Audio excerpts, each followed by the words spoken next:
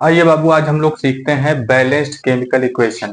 ठीक है, balanced chemical equation के बारे में जानेंगे, क्लास 10 केमिस्ट्री। ठीक है, तो बैलेंस्ड केमिकल इक्वेशन में इसको संतुलित रासायनिक समीकरण हिंदी में बोलेंगे। तो बैलेंस्ड केमिकल इक्वेशन, इसके पहले के वीडियो में आपने देखा कि हम लोग केमिकल इक्वेशन को कैसे राइट करते हैं। जब भी कोई केमिकल रिएक्शन होता है, फिर केमिकल रिएक्शन की पहचान कैसे होती है, केमिकल रिएक्शंस की पहचान होने के बाद फिर केमिकल रिएक्शन को हम लोग किस तरीके से दिखाएंगे यहाँ पे। तो केमिकल रिएक्शन को हम लोग केमिकल इक्वेशन के फॉर्म में दिखाते हैं। ठीक है, तो केमिकल इक्वेशन के फॉर्म में हम लोगों ने पहला इक्वेशन क्या देखा यहाँ पे। पहला इक्वेशन हम लोगों ने देखा कि हम लोगों ने मैग्नीशियम लिया। ठीक है, मैग्नीशियम में ऑक्सीजन इस तरीके से मिलाया हमने। ठीक है, और यहाँ पे क्या हो गया, मैग्नीशियम ऑक्साइड, ये इतना बन गया था। ठीक है, मैग्नीशियम है, ऑक्सीजन है, मैग्नीशियम ऑक्साइड बना। मैग्नीशियम को जब हम जलाते हैं, मैग्नीशियम को जब हम बर्न करते हैं, तो मैग्नीशियम को बर्न करने पर मैग्नीशियम ऑक्साइड एक व्हाइट पाउडर आपको मिलता है। ठीक है, तो यहाँ पे हम लोगों ने देखा कि मैग्नीशियम है और ऑक्सीजन है, ये दोनों मिल करके मैग्नीशियम ऑक्साइड एक प्रोडक्ट यहाँ पे बनाते हैं। ठीक है, तो अब यहाँ पे हम चेक करते हैं कि क्या यहाँ पे जो चीजें हैं और यहाँ पे जो चीज लिखा हुआ है, क्या ये दोनों बैलेंस हैं। तो यहाँ देखिए, एक मैग्नीशियम है, यहाँ पे एक मैग्नीशियम है, यहाँ पे दो ऑक्सीजन है और यहाँ पे एक ही ऑक्सीजन है, यानी कि ये बैलेंस नहीं है। अच्छा, केमिकल इक्वेशंस को बैलेंस हमें क्यों करना है? केमिकल इक्वेशन को बैलेंस इसलिए करना है क्योंकि जो मास होता है ना, मास को ना तो हम क्रिएट कर सकते हैं और ना ही मास को हम डिस्ट्रॉय कर सकते हैं। तो यहाँ पे मास आपस में मिल करके, यानी कि जो द्रव्यमान है वो आपस में मिल करके कोई चीज बना रहा है। तो इसका मतलब ये हुआ कि जितना मास इस तरह साइड में है, यानी लेफ्ट हैंड साइड में जितना द्रव्यमान है, उतना ही द्रव्यमान यानी कि मास इधर भी होगा। तो ये जो बैलेंसिंग वाला खेल है यहाँ पे, ये किस लॉ पर चलता है? तो ये एक लॉ है यहाँ पे केमिस्ट्री में, law of conservation. Conservation, law of conservation of mass. ठीक है, law of conservation of mass, ये इस रूल पर चलता है। अब ये law of conservation of mass क्या है? Law of conservation of mass का मतलब ये होता है कि वी, यहां पे हम लिखेंगे, वी कैन नाइदर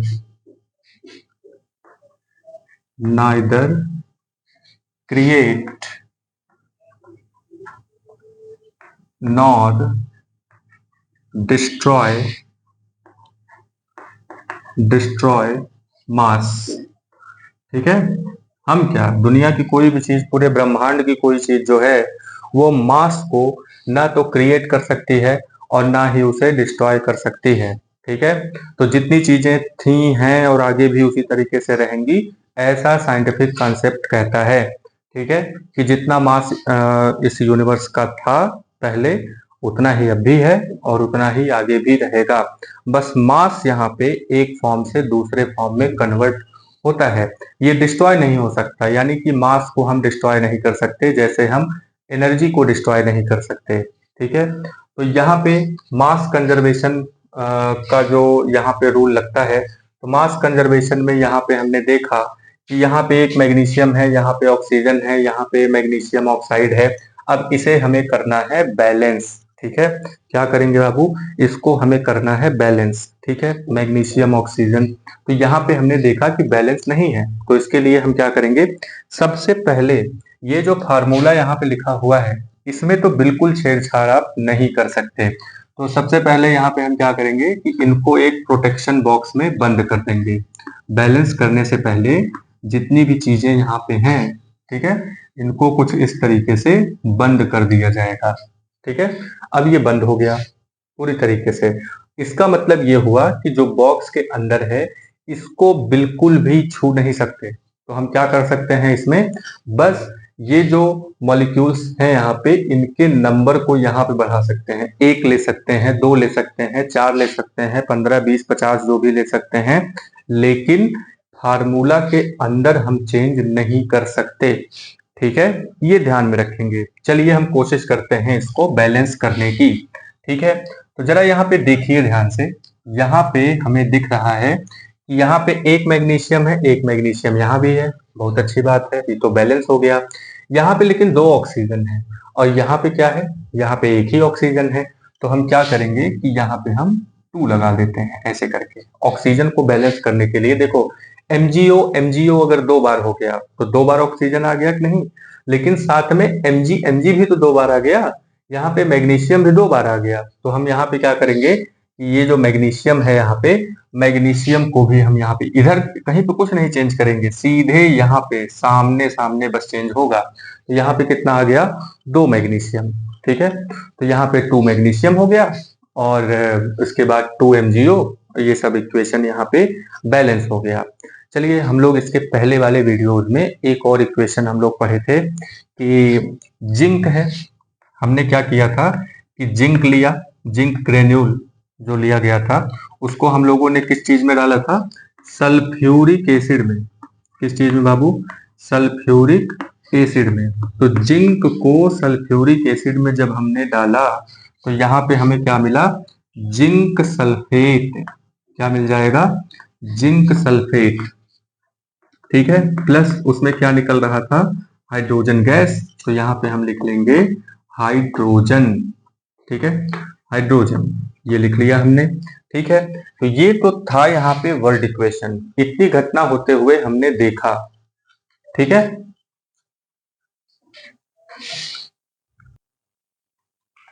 ठीक है, तो यहाँ पे हमने zinc, sulphuric acid, zinc sulphate और हाइड्रोजन इतना बनते हुए हम लोगों ने देखा था, ठीक है। अब चलिए इसका इक्वेशन लिखते हैं। यहाँ पे हम लोग इसके एलिमेंट का सिंबल लिखेंगे। जिंक का सिंबल क्या होता है बाबू, Zn, प्लस के नीचे क्या लिखेंगे, प्लस। सल्फ्यूरिक एसिड का फार्मूला जल्दी से बताइए क्या होता है, सल्फ्यूरिक एसिड का फार्मूला, ठीक है, क्या होता है, हाँ ठीक है, जो सोच रहे थे वही होता है। चलिए आगे बढ़ते हैं, क्या होता है इसका, H2SO4। सल्फ्यूरिक एसिड का फार्मूला क्या है, H2SO4। देखो बाबू H2SO4 जो है, सल्फ्यूरिक एसिड को हम लोग किंग ऑफ एसिड के नाम से भी जानते हैं, यानी कि ये अम्लराज है, हिंदी में इसको क्या कहते हैं, अम्लराज, ठीक है। तो आप याद कर लीजिए इसको, किंग ऑफ एसिड। ये H2SO4 को किंग ऑफ एसिड के नाम से भी जानते हैं। हिंदी में जो देख रहे हैं उनको हम लिख दें यहाँ पे, इसको कहते हैं अम्लराज, ठीक है, ये अम्लों का राजा है, ठीक।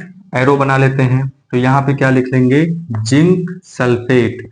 जिंक सल्फेट का फार्मूला देखिए, आयंस के बारे में हम लोग पहले बात कर चुके हैं, है ना, पूरा पॉजिटिव आयन नेगेटिव आयन सब बताया जा चुका है, ठीक है। बस कंटिन्यूटी रखिए आप वीडियो में, सारी चीजें आपको क्लियर हो जाएंगी। तो यहाँ पे जिंक सल्फेट का फार्मूला क्या हुआ, ZnSO4, ठीक है, जिंक +2 है, SO4 डबल माइनस है, दोनों मिल करके बैलेंस हो गया यहाँ पे। प्लस हाइड्रोजन, हाइड्रोजन को हम क्या लिखेंगे, H2, तो H2 गैस है, ये यहाँ पे लिख लिया हमने, ठीक है, कोई दिक्कत इसमें नहीं है ना।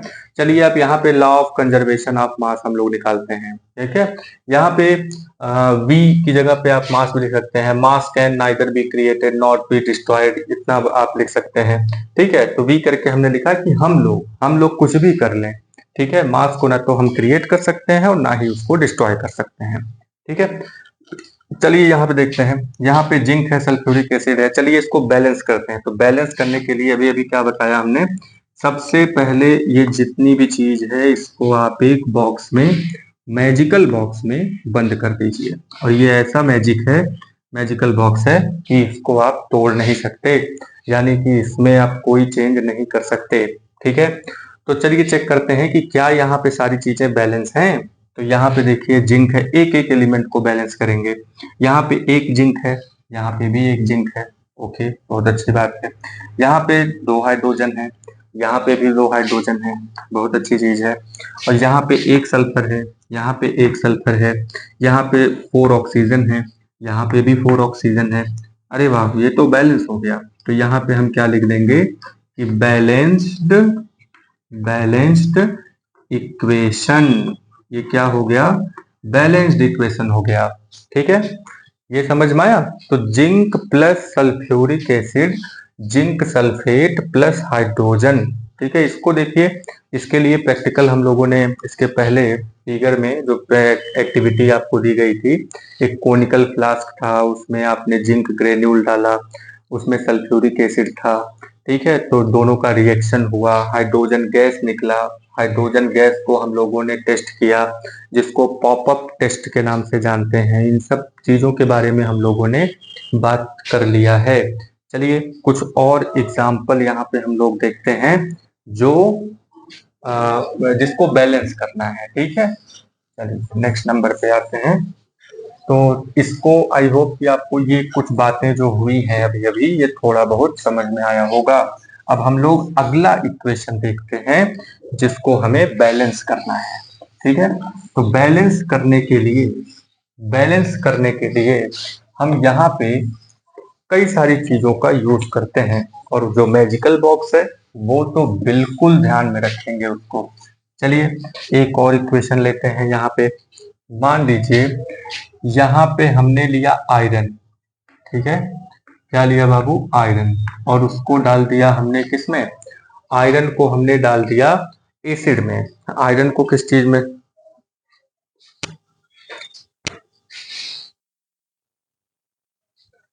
चलिए आयरन है, आयरन को एसिड में डालें। अच्छा एसिड में डालेंगे देखिए तब भी हाइड्रोजन गैस ही निकलेगी। H2SO4 में डालिए, HCl में डालिए, चाहे जो भी हो। ठीक है, तो सबसे बढ़िया एग्जाम्पल तो हम लोगों का आयरन का ये वाला है कि आयरन को जो है एटमॉस्फेयर के एक्सपोजर में रख दीजिए, उस पर जंग लग जाता है और फिर वो कोरोजन हो जाता है। ठीक है, तो हम आयरन को यहाँ पे वाटर में रख देते हैं। ये लो, पानी में हमने आयरन को रख दिया। ठीक है, तो H2O नहीं लिखते हैं यहाँ पे क्योंकि हम लोग वर्ड इक्वेशन लिख रहे हैं, तो सीधे सीधे वर्ड इक्वेशन के फॉर्म में ही लिखते हैं। आयरन को हमने किस में डाला बाबू?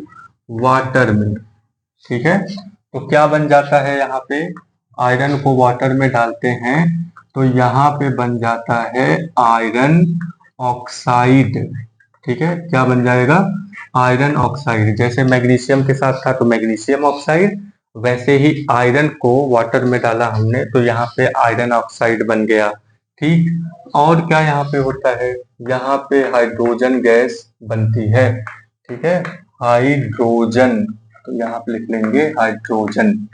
ठीक, ये इतना लिख दिया हमने। अब यहाँ पे जो आयरन है, आयरन का यहाँ पे फार्मूला क्या है? Chemical formula Fe। आयरन का केमिकल फार्मूला क्या है? Fe। फेरस इसको बोलते हैं, इसीलिए यहाँ पे फेरस का Fe लिया जाता है। ठीक है, तो फेरस हो गया यहाँ पे Fe। ठीक है, आई नहीं लेंगे क्योंकि आई का आयोडीन का आई जो है पहले ही हो चुका था, तो इसलिए यहाँ पे लैटिन भाषा ये सब बात हो चुकी है। प्लस वाटर का फार्मूला क्या है बाबू? वाटर का फार्मूला H2O है। बड़ी अच्छी बात है, लिख लिया हमने। ठीक है, अब इसके बाद आते हैं, एरो लगा है लगा देंगे, आयरन ऑक्साइड लिखते हैं यहाँ पे।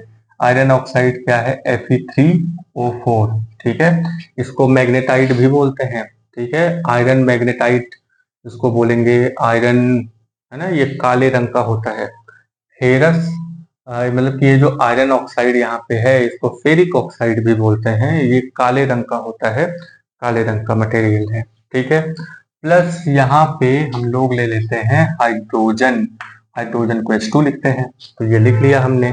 अब यहाँ पे फिर से हम लोग इसको क्योंकि बैलेंस करना है, तो ये जो यहाँ पे ये वाला जो इक्वेशन मिलता है, इस इक्वेशन को क्या कहेंगे? मतलब ये पूछा जाएगा ना, ये पूछा गया कि भाई जब बैलेंस नहीं है तब आपने ये इक्वेशन को लिख दिया, तब इस इक्वेशन को क्या कहेंगे? तो वैज्ञानिकों ने कहा कि देखिए ये जो है एक ढांचा है। क्या है ये? ढांचा है। तो इसका नाम क्या रखा इन्होंने? इस पूरे इक्वेशन का नाम क्या रखा इन्होंने? स्केलेटन या स्केलेटन स्ट्रक्चर या स्केलेटन इक्वेशन। क्या नाम रख दिया? Skeleton equation. ठीक है, इसका नाम स्केलेटन इक्वेशन रख दिया। अब चलिए इसको बैलेंस करते हैं। अच्छा एक चीज ये भी है कि बैलेंस करना हम कहाँ से शुरू करें? ठीक है, ये भी एक सवाल उठता है कि जब हमें इक्वेशन को बैलेंस करना है तो हम इसको कहाँ शुरू करें? तो आप देखिए बाबू, शुरू वहां से करिए जो सबसे जिसमें ज्यादा एलिमेंट हो। ठीक है, जिसमें ज्यादा एलिमेंट है वहां से बैलेंस करना हम लोग शुरू करते हैं। तो सबसे पहले तो अपना मैजिकल बॉक्स यहाँ पे हम बना लेते हैं क्योंकि इसके अंदर छेड़खानी बिल्कुल नहीं चलेगी। ठीक है, ये बॉक्स बन गया। यहाँ पे भी बना लेते हैं कुछ इस तरीके से, फेरस पे भी बना लेते हैं। कुछ इस तरीके से। तो ये बॉक्स यहाँ पे बन चुका है। अब हमें यहाँ पे क्या करना है, इसको बैलेंस करते हैं। सबसे पहले हम इसको देखते हैं, सबसे ज्यादा एलिमेंट किस में है, इसी में दिख रहा है हमें। ठीक है, तो यहाँ पे हम लोगों ने देखा कि यहाँ पे सबसे पहले यहाँ पे फेरस 3 है, 3 फेरस है, और यहाँ पे फेरस खाली कितना दिख रहा है, एक ही है। तो यहाँ पे हम क्या करेंगे, इधर उधर कहीं नहीं, एकदम सामने सीधे सीधे 3 लिख देंगे। अब तो फेरस बैलेंस हो गया, कोई दिक्कत इसमें नहीं है। चलिए यहाँ पे आते हैं। यहाँ पे हम लोगों ने देखा कि ऑक्सीजन यहाँ पे 4 है, तो हम इसमें ऑक्सीजन ढूंढते हैं। यहाँ तो ऑक्सीजन है नहीं, यहाँ पे ऑक्सीजन है। यहाँ पे कितना ऑक्सीजन है, वो तो एक ही ऑक्सीजन हुआ। तो एक ऑक्सीजन है तो हमें चाहिए कितना, 4। वो 4 का मतलब क्या है, यहाँ पे ऑक्सीजन का जो एलिमेंट है वो 4 है, यानी कि 4 ऑक्सीजन है यहाँ पे। तो यहाँ पे भी हम लोग क्या करेंगे, इसको 4 कर देंगे, तो 4 ऑक्सीजन हो गया, हुआ कि नहीं, 4 ऑक्सीजन हो गया इसमें। अब तो अब फिर से एक बार चेक कर लेते हैं। देखिए ट्रायल एंड एरर मेथड तो आपको करना ही होगा, आपको बार बार चेक करते रहना होगा। अब यहाँ पे फेरस सही है, ऑक्सीजन बैलेंस है। हाइड्रोजन की बात करें अगर, तो हाइड्रोजन यहाँ पे कितने हुए, 2 यहाँ पे है फार्मूला वाले, और 4 और हो गए, तो 4 टू जा कितना हुआ, H2 H2 H2 H2 कितनी बार हो जाएगा, H2O H2O करके 4 बार हो जाएगा। तो यहाँ पे एक वाटर मॉलिक्यूल में 2 हाइड्रोजन होते हैं, तो 4 वाटर मॉलिक्यूल में कितने हाइड्रोजन हुए, आप कैलकुलेट करके बताइए।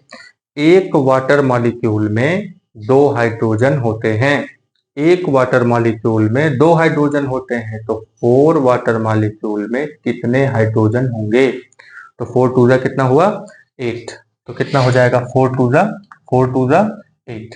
ठीक है, तो 4 टू जा कितना हुआ, 8। तो यहाँ पे कितने हाइड्रोजन होने चाहिए, 8, यानी कि 8 हाइड्रोजन यहाँ पे होना चाहिए। तो यहाँ पे 8 हाइड्रोजन तो दिख नहीं रहा, 8 हाइड्रोजन दिख रहा है, 8 हाइड्रोजन यहाँ पे हमें नहीं दिख रहा है।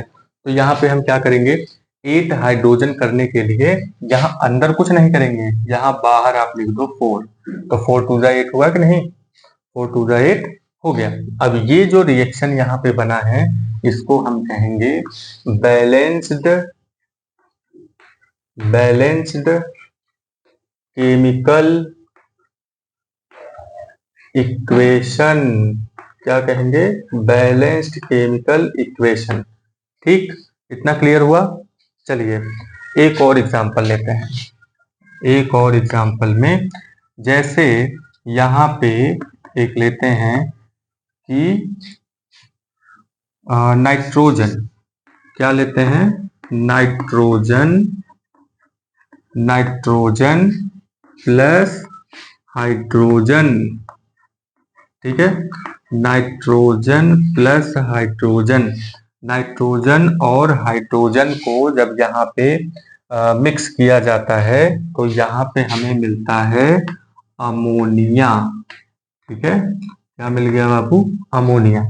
आप एक बर्तन में नाइट्रोजन लीजिए, एक बर्तन में हाइड्रोजन लीजिए, नाइट्रोजन हाइड्रोजन दोनों को मिक्स कर दीजिए, तो क्या मिल गया आपको, अमोनिया। ठीक है, चलिए यहाँ पे देखते हैं कि नाइट्रोजन, ये तो वर्ड इक्वेशन हो गया। आप सबसे पहले वर्ड इक्वेशन ही याद करेंगे। ठीक है, ये चीज बहुत केमिस्ट्री में बहुत अच्छे से समझ लीजिए। आपको ये नहीं याद करना है कि 3Fe plus 4H2O plus Fe3O4 ऐसे करके इक्वेशन रट्टा नहीं मारना है। तो यहाँ पे क्या करना है, आपको वो प्रोसेस समझना है कि क्या हुआ है। जैसे यहाँ पे प्रोसेस में क्या हुआ है कि आयरन लिया हमने, आयरन को वाटर में डाल दिया, आयरन को वाटर में डाला हमने, तो हमें क्या मिला, यहाँ पे हमें एक काले रंग का मटेरियल मिलता है, और यहाँ पे हाइड्रोजन गैस निकलती है। ठीक है, बस इतना ही याद करना है, बाकी तो आप बैलेंस करना तो देख ही रहे हैं, फार्मूला लिख के बैलेंस कर दीजिएगा, तुरंत बात खत्म हो गई। ठीक है, यहाँ पे इक्वेशंस को रट्टा नहीं मारना है, बिल्कुल रट्टा नहीं मारना है, ये आप ध्यान में रखिएगा। ठीक है, चलिए आगे बढ़ते हैं। तो यहाँ पे नाइट्रोजन है, नाइट्रोजन को क्या लिखेंगे, N2, क्या लिख दिया हमने, N2। यहाँ पे हाइड्रोजन है, हाइड्रोजन को क्या लिख देंगे, यहाँ पे हाइड्रोजन को लिख देंगे यहाँ पे H2, क्या लिख दिया, H2। ठीक है, नाइट्रोजन है, हाइड्रोजन है, तो यहाँ पे लिख दिया, ये दोनों चीजें लिख उठी। तो यहाँ पे हम क्या लिख देंगे, यहाँ पे लिख देंगे NH3 NH3, क्या लिख दिया गया? NH3, यही होता है अमोनिया। ठीक है, अब इसको बैलेंस करते हैं तो कैसे बैलेंस होगा? यहाँ पे NH3 है, यहाँ पे नाइट्रोजन 2 है, तो यहाँ पे हम क्या करेंगे? यहाँ पे हम सबसे पहले देखो, यहाँ पे सिंपल तो यही है कि भाई नाइट्रोजन यहाँ पे 2 है और यहाँ पे नाइट्रोजन एक ही दिख रहा है, तो सबसे पहले बॉक्स बना लेते हैं। ये रहा हमारा मैजिकल बॉक्स। ठीक है, मैजिकल बॉक्स के अंदर हम लोग कोई छेड़छाड़ नहीं करेंगे। ठीक है, यहाँ पे हमें कितने नाइट्रोजन दिख रहे हैं? 2। ठीक, यहाँ पे कितने नाइट्रोजन है? 1, तो इसको 2 बनाने के लिए हम इसके सामने 2 लिख देंगे।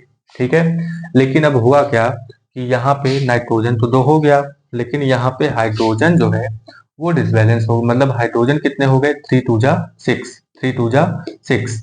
ठीक है, तो हाइड्रोजन का नंबर कितना है? 3 यहाँ है और इसका 2 गुना हो गया, तो 3 2 जा कितने हुए? 6, तो 3 2 जा यहाँ पे 6 हो गया। यहाँ पे कितना है? यहाँ पे 2 ही हाइड्रोजन है, अब इसको भी बैलेंस करना है, तो यहाँ पे हम क्या लिख देंगे? 3, तो 3 2 जा कितना हुआ? 3 2 जा 6, 3 2 जा 6।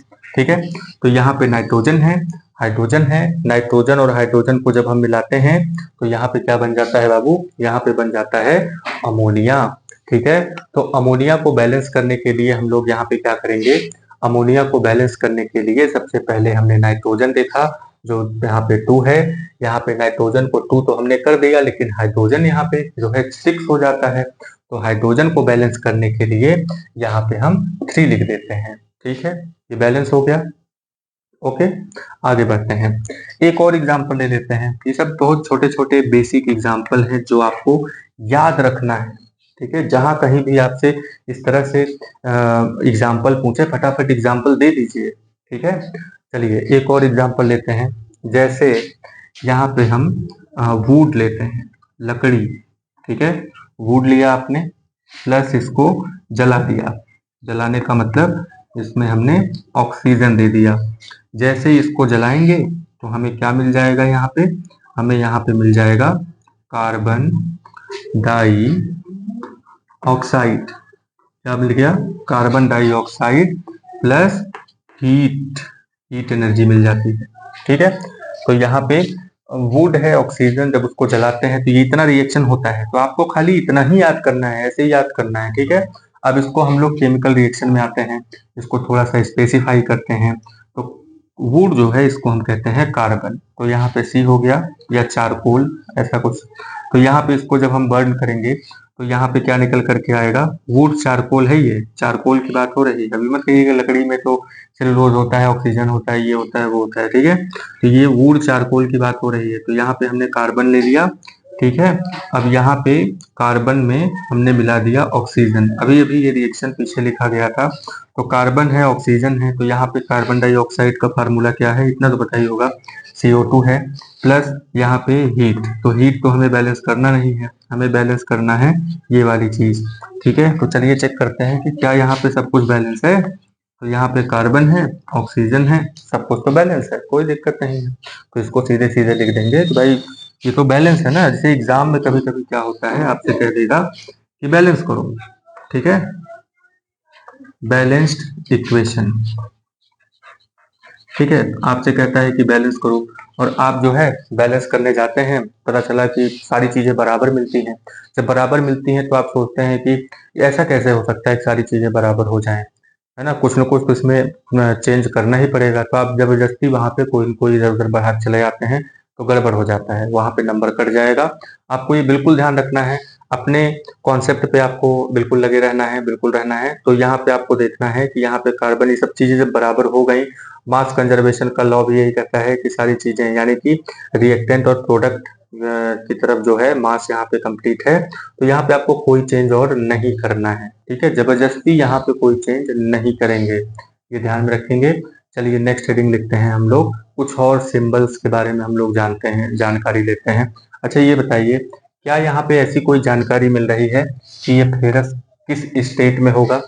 सॉलिड होगा, लिक्विड होगा, या गैस के स्टेट में होगा? अब ये मत कहिएगा कि आयरन हमेशा सॉलिड के ही स्टेट में होता है, ऐसी कोई बात नहीं है। आप जैसे जैसे अर्थ के अंदर जाएंगे तो वहां पे जो चट्टानें हैं जो बहुत हार्ड होती हैं, वो भी मॉल्टेन मैग्मा के फॉर्म में टहल रही होती हैं, इधर उधर लिक्विड के फॉर्म में इधर उधर घूम रही होती हैं। समझ रहे हैं कि नहीं? यानी कि कंडीशन अगर आप चेंज कर देंगे तो किसी भी मैटर के स्टेट को चेंज किया जा सकता है। ठीक है, इसके बारे में पहले भी बात हो चुकी है कि टेम्परेचर और प्रेशर यही दो फैक्टर हैं जो किसी भी मैटर के स्टेट को डिफाइन करते हैं। ठीक है, टेम्परेचर और प्रेशर अगर आप चेंज कर दीजिए तो उसका स्टेट भी चेंज हो जाएगा। ठीक है, बहुत बेसिक सा कॉन्सेप्ट यहाँ पे है, लेकिन यहाँ पे हमें देखिए ये पता नहीं चल रहा है। जैसे वाटर यहाँ पे है, H2O लिख तो दिए हैं, लेकिन ये H2O जो है ये अब किस स्टेट में है? देखिए वाटर 3 स्टेट में रह सकता है, वो आइस के फॉर्म में यानी सॉलिड के फॉर्म में, लिक्विड के फॉर्म में और गैस के फॉर्म में भी रह सकता है। तो किस फॉर्म में यहाँ पे कौन सी चीज हमें लेनी है, ये बात आपको यहाँ पे बताना पड़ेगा। ठीक है, नहीं तो फिर कैसे पता चलेगा कि कहाँ पे क्या लिक्विड है क्या सॉलिड है, कि जो मिला ईंट पत्थर सबको मिला करके रिएक्शन करा देंगे? नहीं, ऐसा नहीं होता है। ठीक है, यहाँ पे एक मीडियम की जरूरत होती है, किसी चीज की जरूरत होती है जिससे कि रिएक्शन कंप्लीट हो सके। ठीक है, तो अब हम नेक्स्ट हेडिंग देखिए यहाँ पे, symbols for writing a chemical equation. ठीक है, यहाँ पे अब हम कुछ सिंबल्स के बारे में जानेंगे, स्टेट के बारे में जानेंगे कि किस स्टेट में कोई चीज है। ठीक है, चलिए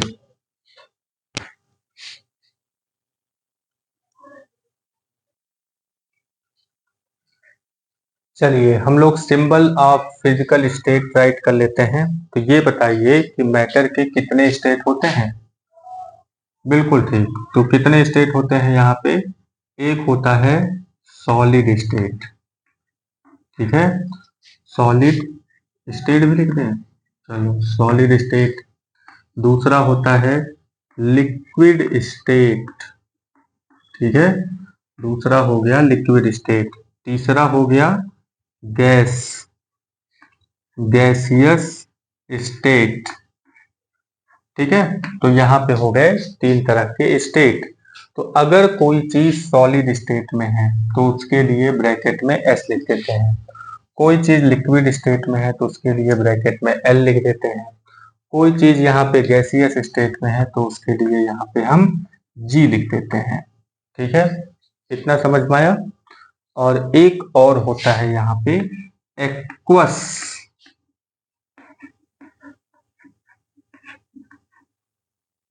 एक्वस, तो एक्वस को हम लोग लिखते हैं AQ। ठीक है, ऐसे करके AQ। अब ये एक्वस का मतलब क्या होता है? देखो एक्वा गार्ड आपके घर में होगा। एक्वा गार्ड का मतलब होता है, एक्वा जो वर्ड है ये वाटर से रिलेटेड है।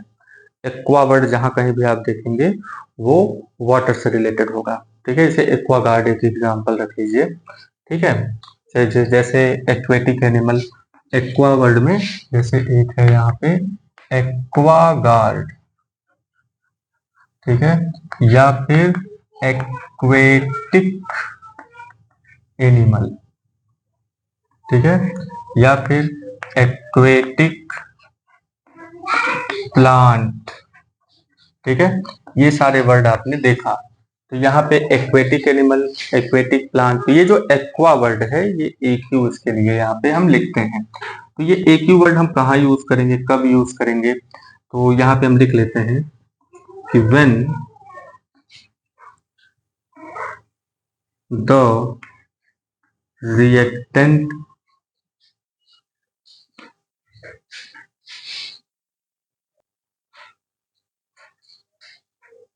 when the reactant and reactant or product, when the reactant or product are in liquid, are in liquid solution of water, यानी कि वाटर में घुला हुआ हो। ठीक है, जब रिएक्टेंट या प्रोडक्ट जो है ये वाटर में घुला हुआ होता है तो वहां पे हम AQ लिखते हैं। ठीक है, एक एग्जाम्पल के तौर पे यहाँ पे अगर हम देखें तो एग्जाम्पल में जैसे यहाँ पे लिख लेते हैं, अभी अभी जो रिएक्शन हम लोगों ने देखा कि Fe प्लस H2O। ठीक है, फिर यहाँ पे क्या बना था, Fe3O4 प्लस H2। ठीक है, ये इतनी चीजें यहाँ पे थी। तो उसके बाद हम लोगों ने देखा कि यहाँ पे 3 था। उसके बाद फिर यहाँ पे कितना हुआ, यहाँ पे हाइड्रोजन 3 Fe हो जाएगा। हाइड्रोजन यहाँ पे 2 है, हाइड्रोजन 2 है, ऑक्सीजन 4 हो जाएगा कुछ इस तरीके से। तो इसको भी 4 2 8 है, तो यहाँ पे 4 कर देंगे। ठीक है, ये बैलेंस हो गया। अब यहाँ पे हम लोग देखेंगे कि कौन सी चीज किस स्टेट में है। तो जरा इसको देखिए, ये जो फेरस है ये सॉलिड स्टेट में है, इसको ऐसे करके एस लिख देंगे। ठीक, अब ये जो चीज है यहाँ पे, इसको हम गैस में, ये गैस है। इसके बाद फेरिक ऑक्साइड जो बनता है ये भी सॉलिड है, और हाइड्रोजन जो है ये गैस है। तो ऐसे करके लिखा हुआ होगा। तो जैसे ही यहाँ पे लिखा हुआ होगा तो आप यहाँ पे समझ जाएंगे कि कौन सी चीज किस स्टेट में यहाँ पे है। ठीक है, इसके अलावा कुछ और चीजें होती हैं। और हीट, हीट के लिए हम कौन सा सिंबल यूज करते हैं, डेल्टा एच। क्या यूज करेंगे, डेल्टा एच यूज करते हैं हीट के लिए। ठीक है, इसके अलावा हम क्या यूज करेंगे, यहाँ पे हम एरो जो होता है, एरो के ऊपर यहाँ पे और यहाँ पे भी चीजें राइट कर सकते हैं। ठीक है, चलिए इसका एग्जांपल लेते हैं। फॉर एग्जांपल, एग्जांपल के तौर पे यहाँ पे हमने लिया CO2, CO2 को मिलाया हमने H2 में, हाइड्रोजन में। ठीक है, तो यहाँ पे यानी कार्बन डाइऑक्साइड और हाइड्रोजन जब मिक्स होते हैं तो यहाँ पे CH3OH मेथेनॉल बनता है। ठीक है, नाम लिख लेते हैं, ये क्या नाम है इसका, कार्बन डाई ऑक्साइड। ठीक है, कार्बन डाइऑक्साइड, दूसरा क्या है, हाइड्रोजन। ठीक है, और ये क्या बना है यहाँ पे, मेथेनॉल, मेथेनॉल। ठीक है, तो मेथेनॉल यहाँ पे बना हुआ है, मेथेनॉल। ठीक है, तो ये बना है। तो यहाँ पे कार्बन डाइऑक्साइड किस फॉर्म में होता है, गैस। हाइड्रोजन किस फॉर्म में है, गैस के फॉर्म में। लेकिन जो मेथेनॉल बना है यहाँ पे, ये लिक्विड के फॉर्म में होगा। ठीक है, और यहाँ पे हम लिख लेते हैं 340 ATM टेम्परेचर, मतलब कि यहाँ पे प्रेशर, एक तरीके से यहाँ पे प्रेशर रख लिया जाता है। ठीक है, 340, ये समझ में आया। तो यहाँ पे कुछ इस तरीके से रख दिया गया, तो ये बन गया मेथेनॉल। ठीक है, प्रेशर इसलिए लगा रहे हैं क्योंकि ये गैस है, गैस को लिक्विड में कन्वर्ट करना है। ठीक है, ये चीज हो गया। इसी तरीके से आपने जो अपना फोटोसिंथेसिस का एक एग्जांपल है यहाँ पे, फोटोसिंथेसिस।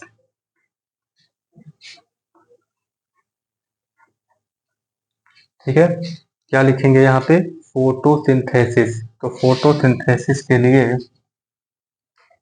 फोटोसिंथेसिस के लिए, फोटोसिंथेसिस के लिए आपने देखा था।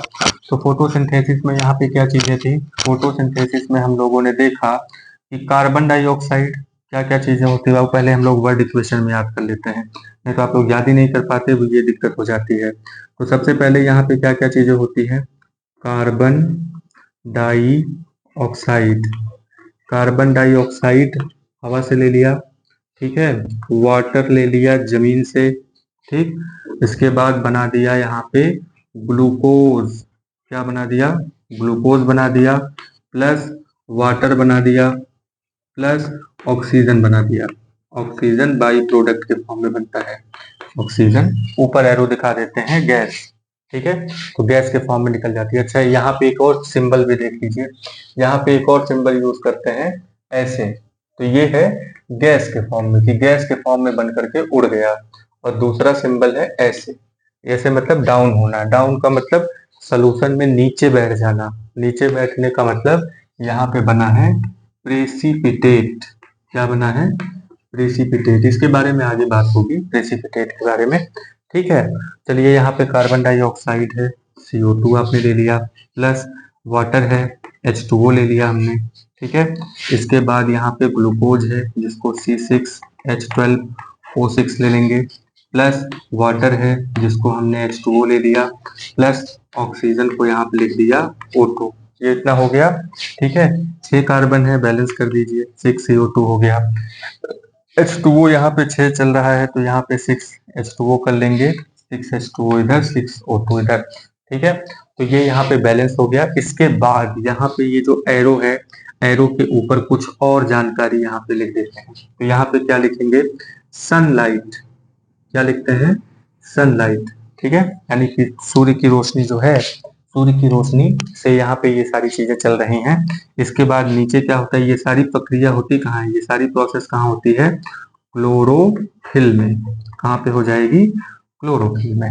ठीक है, तो क्लोरोफिल में ये सारी प्रोसेस होती है। तो ये कुछ इंफॉर्मेशन अब यहाँ पे अगर ये लिखना है तो ये एक्वस होता है। ठीक है, ये गैसियस के फॉर्म में लेते जरूर हैं लेकिन अंदर ले जाके इसको एक्वस कर देते हैं। इसके बाद यानी वाटर में घोलने के बाद तब जाके वाटर में घुलता है तो क्या बन जाएगा, एक्वस। और यहाँ पे वाटर क्या है, ये लिक्विड फॉर्म में है। ये जो बनता है ये सॉलिड फॉर्म में होता है, ये लिक्विड फॉर्म में है, ये वेपर के फॉर्म में भी। यहाँ पे जो ऑक्सीजन है ये गैस है। तो ये सारी बातें यहाँ पे सिंबल के फॉर्म में राइट कर दी गई। ठीक है, तो ये इतना हुआ। यहाँ पे हमें बैलेंस करने की बात थी, इसको हमने बैलेंस किया। इसके बाद फिर यहाँ पे जो सिंबल्स होते हैं, symbol for the state of matter, तो यहाँ पे जो चीजें थी किस स्टेट में है इसके लिए भी आप याद कर सकते हैं। ठीक है, तो जैसे हम ABCD याद करते हैं, A फॉर एप्पल, वैसे ही चलिए इसको एक बार फिर से याद कर लेते हैं। S for solid, L for liquid, G for gas, AQ for aqueous. ठीक है, AQ फॉर एक्वस। ये समझ में आया? तो आई होप कि आपको इतनी सारी बातें समझ में आई होंगी।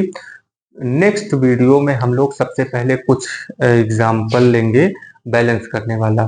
ठीक है, उसके बाद हम लोग कुछ केमिकल इक्वेशंस के बारे में जानेंगे, केमिकल रिएक्शंस के बारे में जानेंगे।